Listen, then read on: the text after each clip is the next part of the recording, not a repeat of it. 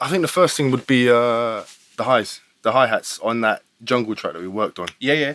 The way they weren't just brightened up, but the width, you gave them so much width. Yeah. That was one thing that I really enjoyed listening back, was the width. Straight away, the hi-hats sounded like they were really wide. Yeah. Are you going to ask me how I did that? Well, or a brief idea, because that's something that I've. The thing with a lot of this stuff, right, is I can pass audio into the mastering chain, start working with it, and the gear that I use gives this brilliance and width and sound. There's no kind of, I'm not sitting there going, all right, let me get those hi-hats and go, oh, let me bring out the width. It's more, I'm using mid-side processing. I'm not using anything in the way of really stereo widening and stuff like that. It's more mid-side processing, very detailed processing of the sides to enhance that width. So it's more a case of, it's not really a case of me going, oh yeah, I've got this special kind of technique that goes, I use it and these hi-hats become really lovely and wide. It's like I'm using really precise mid-side processing using pretty much, I think it's probably, I was using the West Audio Tube EQ.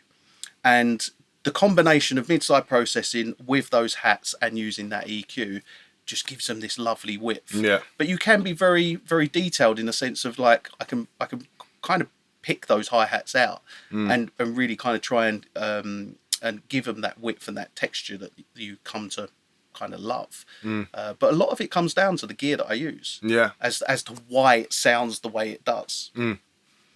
I think, yeah, definitely the mid-side processing. You say it like so casually, but to do it well is the trick, and that's what you do. Do you know what it is? It's because it's so kind of just normal. I've done this now for 20 odd years, and it's been something I've been doing non-stop every day for 20 years, 13 years now with Audio Animals, that it's just like, it's not a special technique as such. It's just like, that's just what you do. Yeah. You know? So yeah, I guess what that is maybe the novelty's worn off, where it's something maybe a little bit kind of like, oh wow, there's this magic that mastering engineers do, this dark art. And it's just like, it's just what I do every day. Well, that's the thing. Once it becomes an everyday thing, it becomes second nature. That's exactly what it is. Just second nature. I almost take it a little bit for granted.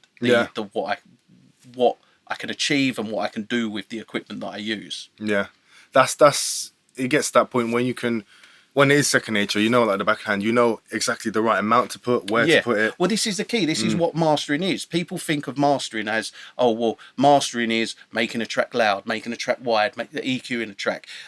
That is what mastering is. But what mastering is fundamentally is knowing what needs to be done. Yeah, that's the big difference, and that's engineering in a whole. We all probably have the ability. Most people have the ability to do something with certain pieces of equipment, and even working with plugins to achieve a certain sound. But knowing what sound needs to be achieved, and the other thing is like accurate monitoring. Without accurate monitoring, you can't physically hear what you want to hear. Whereas I know, sitting in this room, I can hear exactly what I need to hear, and that allows me to make the right changes. So I'm then able to make those changes and be able to kind of create these masters that are very pleasing to the ear, because what I'm hearing is accurate. That does make a massive difference. I think this is what we was talking about the other day, about some of these producers that master their own stuff, and they have the car test. Yeah, they haven't got full range of monitoring. Well, it's the car test. The car test is a funny one, because the car test is good if you've got a really nice car system, and you can kind of go, like, take it with a pinch of salt. You go out and you put it on the car system, and you kind of go, yeah, I'm getting the right feeling. I'm getting that feeling of, I can feel what the track is missing, what is lacking.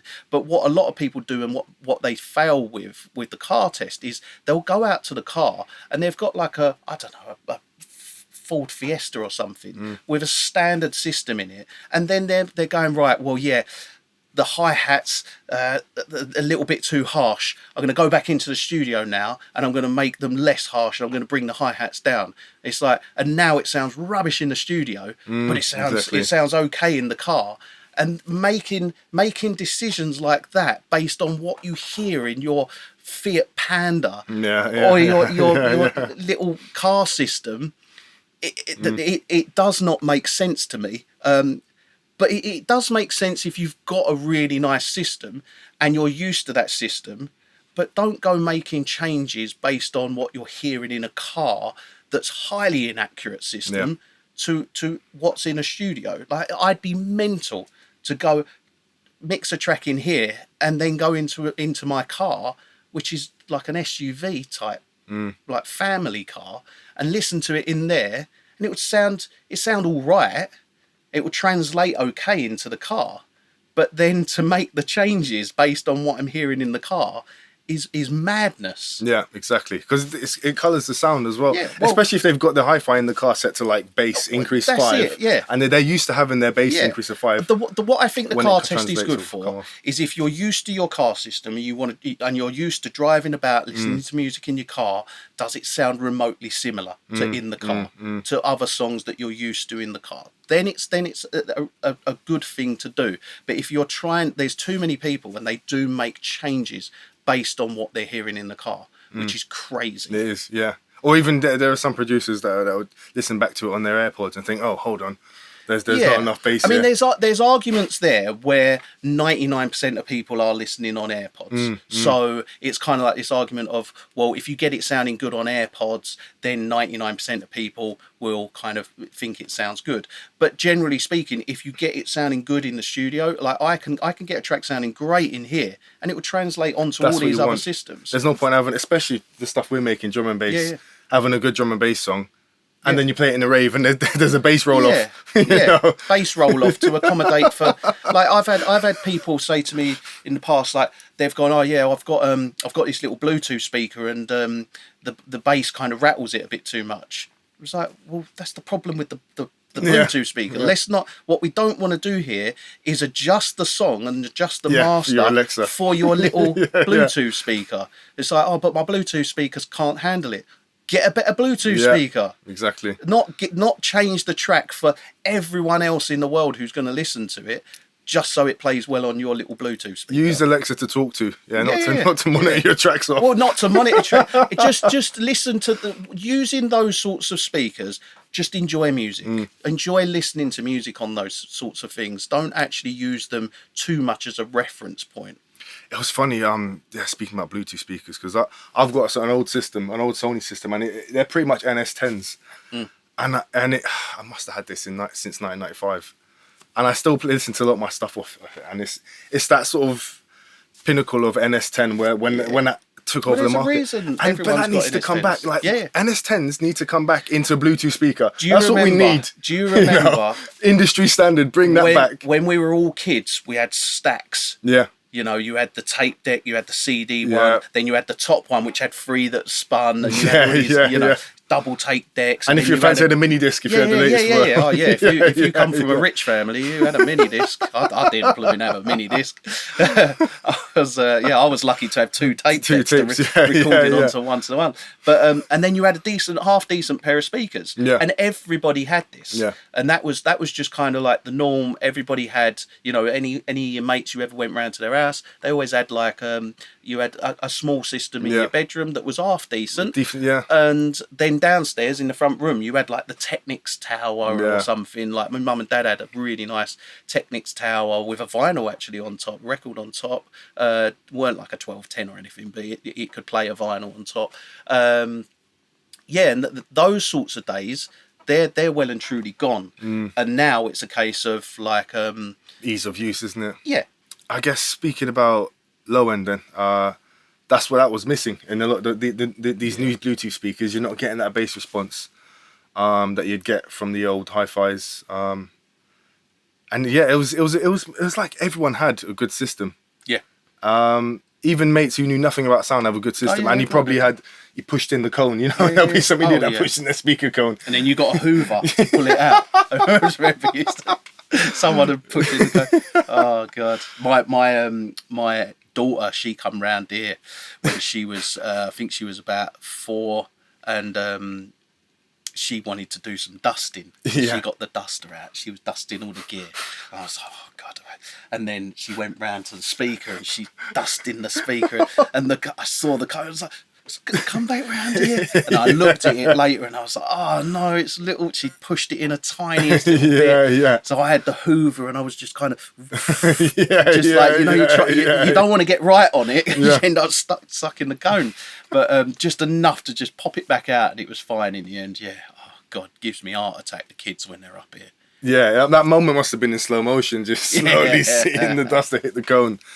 Definitely. Yeah, it's funny how delicate speakers are, because really, the speaker cone, it's cardboard pretty much to an extent. It's very delicate. Well, even the tweeters and stuff, they've got like brilliant tweeters and things like that. Where if you touch them, I actually I had a mate. He said to me the other week, he actually posted a video up. He's got some ribbon tweeters, and they're like a black hole. You get anything metal near them, they're like a black hole. And he had a key, and his mate said, "Oh yeah, put your key near the tweeter and see what happens." He was like, "Why? What's going to happen?" He says, "Just try it." And he gets his key.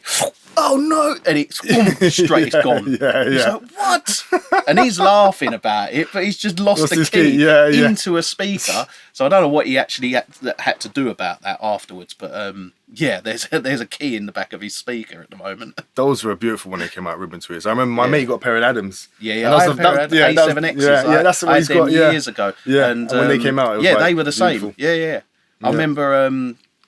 I remember doing a similar thing. There was like I put something past it that was metal, and I was like, "Whoa, what's this all about?" And I'd never knew that was the case, that metal would just be sucked into these tweeters. You end up having a piggy bank there. Just throw your coins in. You actually just throw coins. They just suck them in.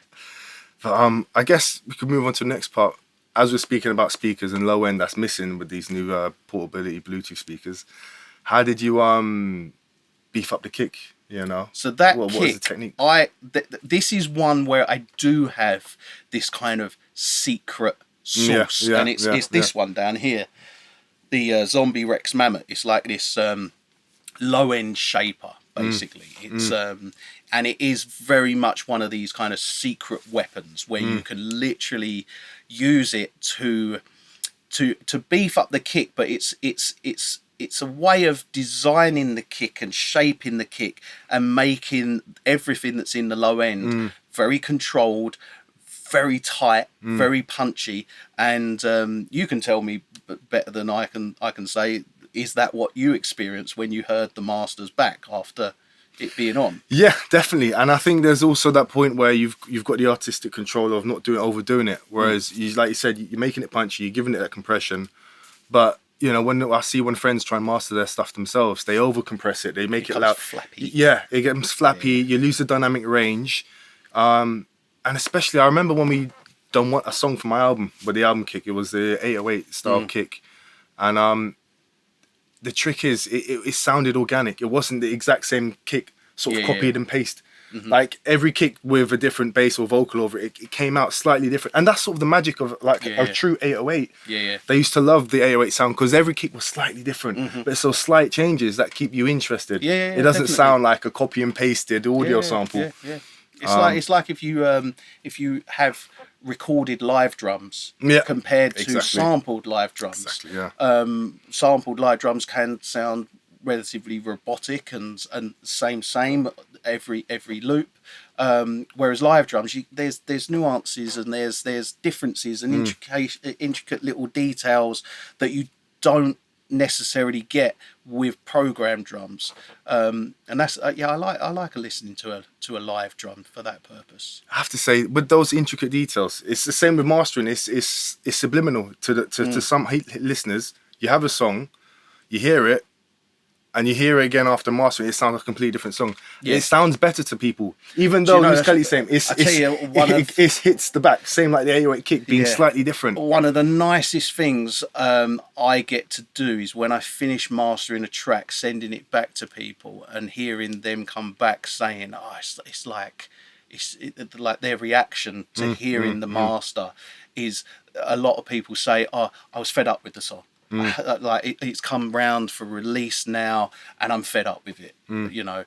But when it comes back from now I'm rejuvenated and I want to listen to the song again because it feels like a new song. It feels like something new. And then when they do go and now release it, they've got a bit more kind of what's the word, a bit more love for the song again, which and an enthusiasm for the song is the right word, I guess, which they kind of lost. And I think most people who write music can reflect on that and agree that by the time you get to actually releasing the song, you're already on to other songs, and you're kind of a bit like, oh, I've got to do a load of promo for the song.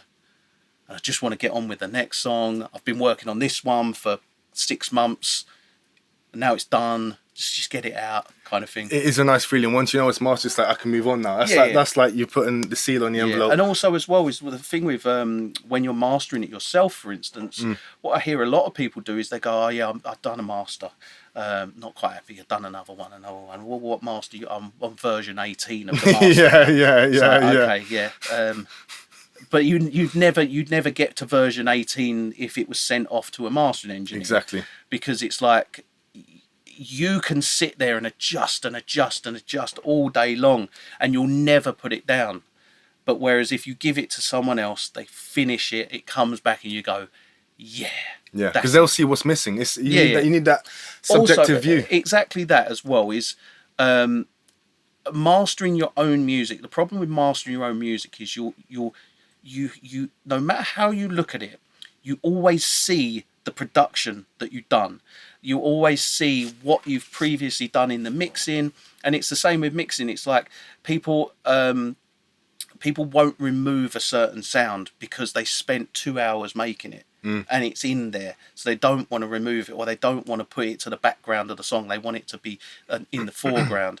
And this is what's good about when a mixing engineer takes the track and starts mixing it, is they're doing what's best for the song based on their knowledge, but also as well is they have no prior connection to the song. Exactly. You know, so it's a very good way of just going, right, what's actually best for this song here and now. And it's the same with mastering as well. I find seeing it in two ways. One, it's subjective. It's almost like you need someone to come in to see what's wrong with it. Yeah. You know, it's like you need a mechanic to come in and fix it. It's like being a player and a manager. You can't be a player and a manager. You know, you get these soccer player managers and it never really works. Ruud Gullit would argue. He would, yeah. There are a few mavericks, but few and far between. And secondly, it's the way you can bring it to life. It's almost like when you get some of these Instagrammable influencers. You look at them and she's a 1 out of 10. They put the filter on, they become a 10 out of 10. Well, yeah. One filter could change a lot. Yeah. And it's the same. When you get a good mastering engineer, it can bring a lot of things to life that you'd be surprised. That's a good analogy. I like that. Yeah. I'm the Instagram model of the mastering industry. Yeah. You have your own app soon, you know. I mean, Instagram really blew up through this filter. That was one of their main things. That was the big thing. And it just goes to show a filter like that type of. Well, it's just putting a polish over a picture. This is it. It's that grading, isn't it? In the film side. Yeah, that's what was good about it. Yeah, that's what really kind of. That's what made it what it was. And why a lot of people chose it as their kind of image app as such. Yeah, I know that's why I did. Yeah. Yeah, shows the importance of it, definitely.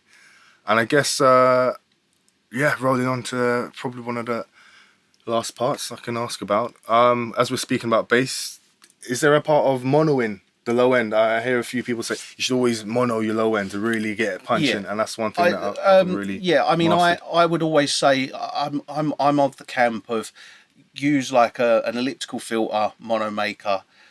up to around 160, 180 hertz. It just ensure that low end, and it's different for every track. That's not set in stone. It's 180. It's like, just make sure that low end is mono. Now, there are tracks, especially drum and bass tracks, that have respace, and the respace benefits from being stereo. It has that image in the low end. If you go up to 180 hertz on a respace, you'll take away some of that sound of what it is. It's that body that's in that track, and that width that's in that low end. So you have to be very selective and careful of where you put the elliptical filter on the monomaker. But generally speaking, I mean, I would always say, doesn't matter really the track, a monomaker will, or an elliptical filter will benefit. And I always put one on. Up to, I don't know, it depends on the track.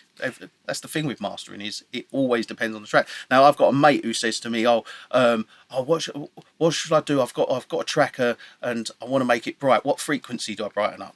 Well, it depends on the song. It's like there's no fixed frequency. It depends on the song. Like, what works on one song doesn't work on another song. Exactly. So it's like, that's why presets that come with EQs, for instance, they don't work. Exactly. Because every source is different. Has to be bespoke. Has to be, yeah. It's like, I've been asked thousands of times to make presets for plugins and stuff, and it's like, I've done a few of them, but you have to be so generic with it to make them work, because that one preset isn't going to work on another thing. What worked on one song doesn't work on another song, so you can't work with presets. And that's like what I said at the beginning of this video, is that's what a mastering engineer's job is. They won't use presets, you know, or like this AI one button and it kind of guesses how to do things.